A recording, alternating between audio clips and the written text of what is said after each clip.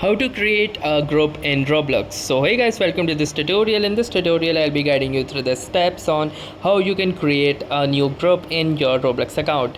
So in order to start, the first thing that you will need to do is simply launch your Roblox application by tapping onto the app icon, and once your Roblox application successfully launches, you will see an interface like this.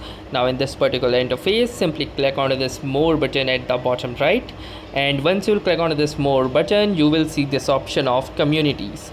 So simply click on this communities button, and in order to create a new community, you will need to simply click onto this option that is create community. If you want to join any community, you can simply search for them, or if you want to create a new community, you can simply click on this create community button, and from here you will need to type in the name, the description. You can have an emblem, so you can simply search an image from your device in order to add as an emblem, and then you also have the settings as to define who can join, and you can also choose it to anyone can join, so that anyone can join your community. Then this particular operation will cost you 100 robux.